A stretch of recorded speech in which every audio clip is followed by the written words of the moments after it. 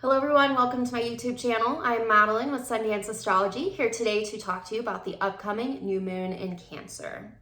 If you are new around here, welcome. I am a Hellenistic astrologer, so I do use whole sign houses in my practice, and I do use traditional rulerships. If you have been with me for the short amount of time that I've been here on YouTube, thank you so much and welcome back. So before we dive into the chart for this new moon in Cancer, as always, I like to start with just a brief recap on the energies that we have been moving through in order to kind of just give you a backdrop of what is going on outside of the lunation that we dive specifically into. So since the Sagittarius full moon, we have had the sun work its way into Cancer, which is of course initiating this Cancer new moon that we will talk about. Now, something to bring up, when the sun is in Cancer, the moon becomes even more important. So this lunation and the full moon in Capricorn is almost like extra energy just because Cancer is ruled by the moon. So something to consider, the moon becomes more prominent, but also your moon placement in your chart is something to look at, the house that it's in and the sign that it's in, to give you a little more influence or context to the influences that you may feel during this Cancer season. So that said, when the sun ingressed into Cancer, we did have the moon freshly in Aries. So the Cancer-Aries combination can definitely just kind of like ignite the emotional realms. So when the sun moved into Cancer, typically we hear things like Cancer really sensitive, soft, sweet, nurturing. But with the moon in Aries, that definitely brought like a little spice to the signature.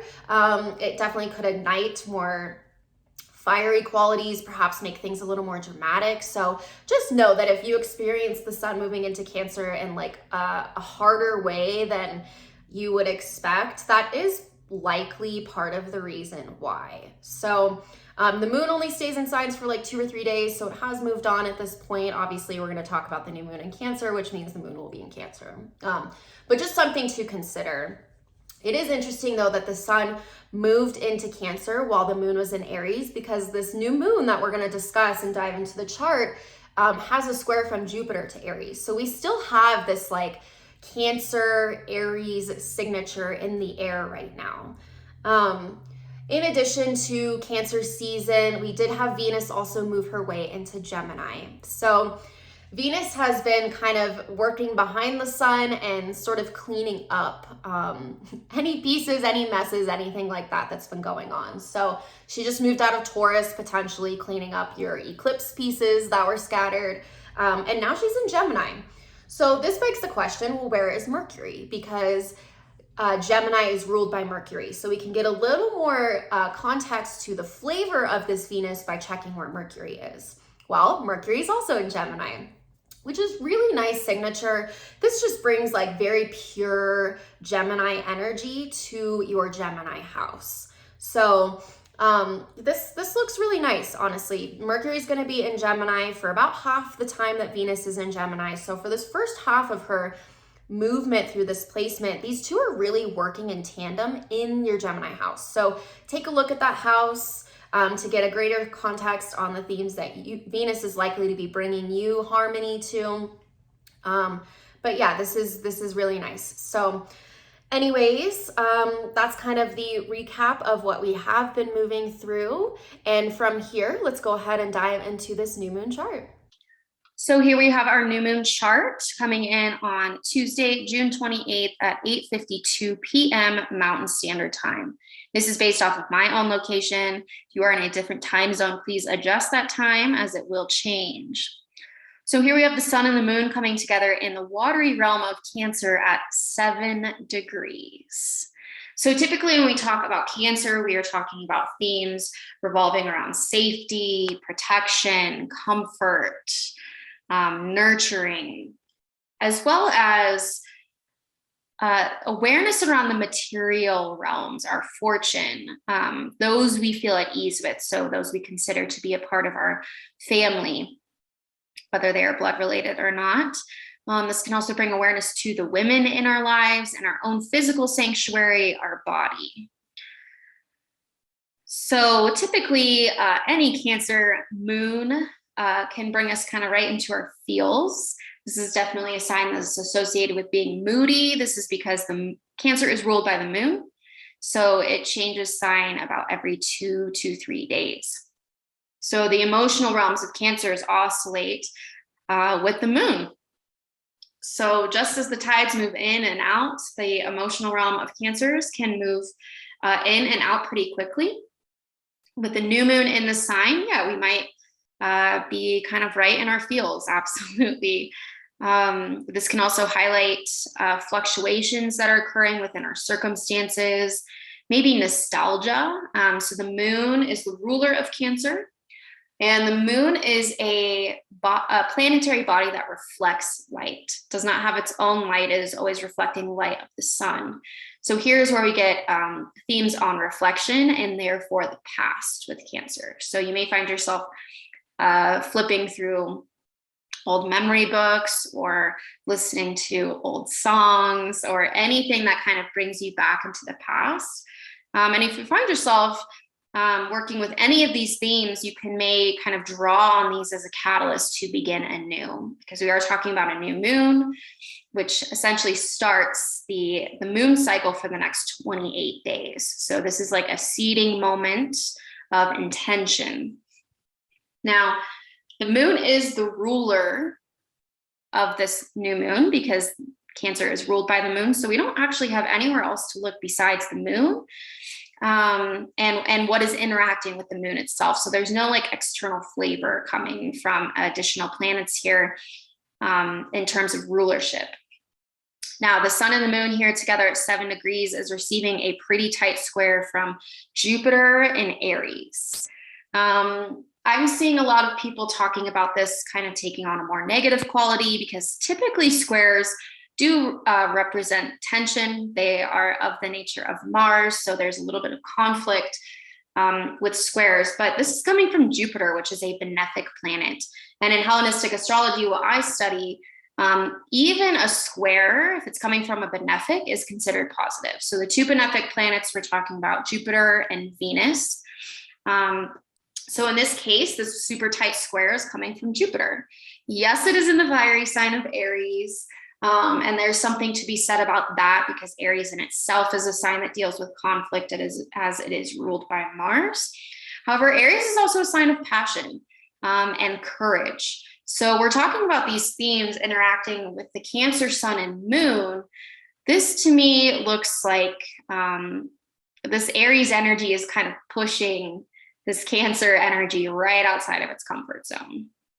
So Cancer is a sign that it likes its safety, and sometimes it can get kind of stuck in its comfort zones.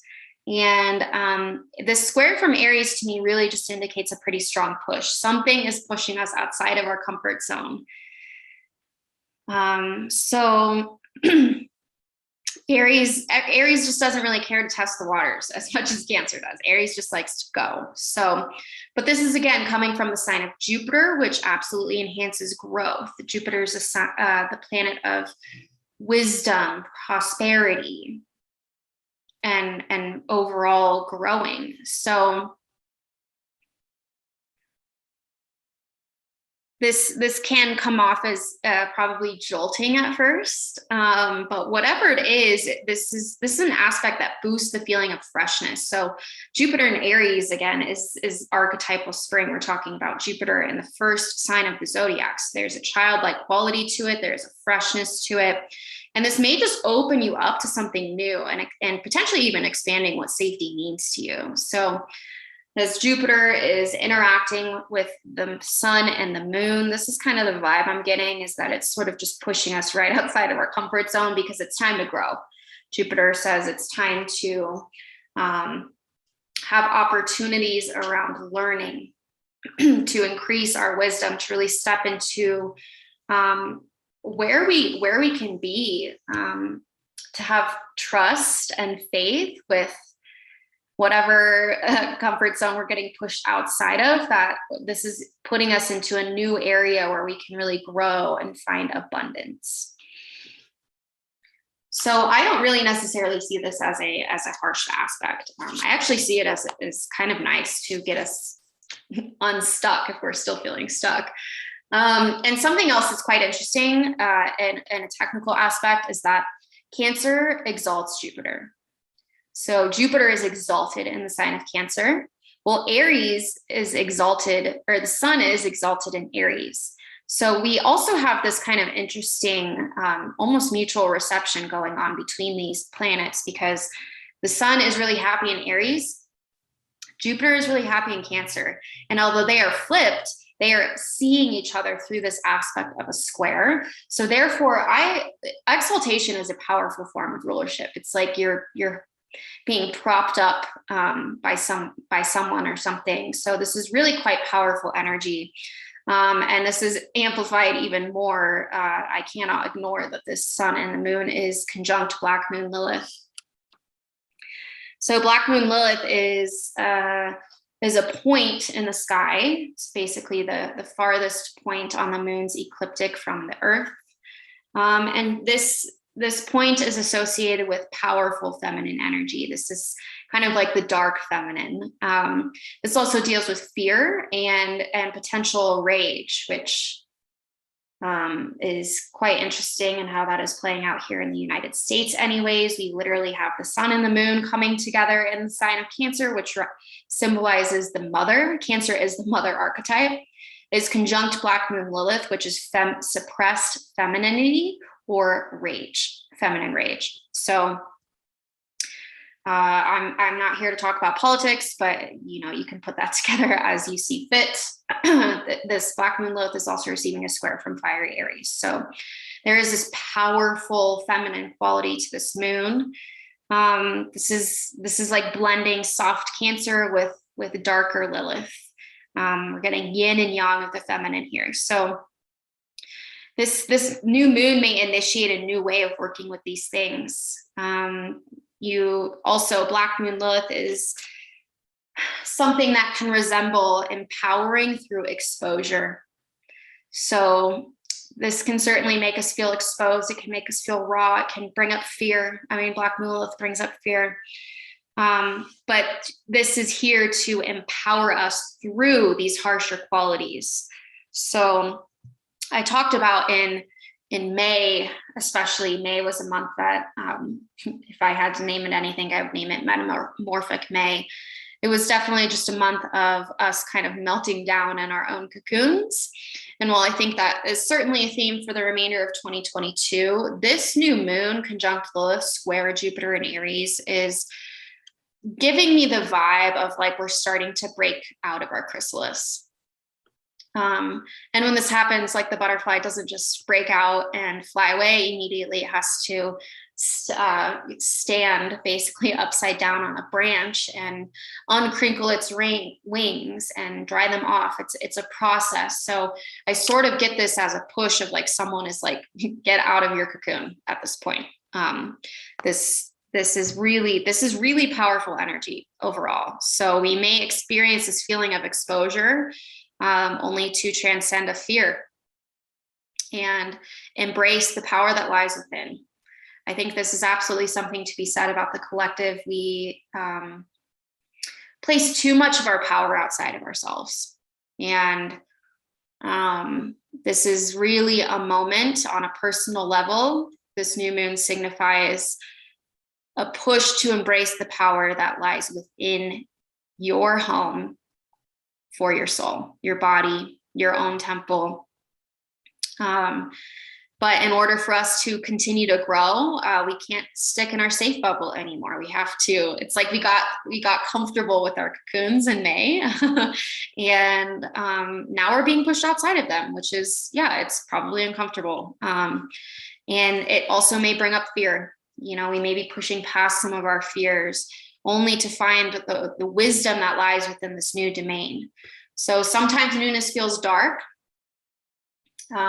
because there's an uncertainty to it. We are unsure of where this will go. So I think this speaks a lot to what is going on collectively, especially in the United States, where I'm coming from.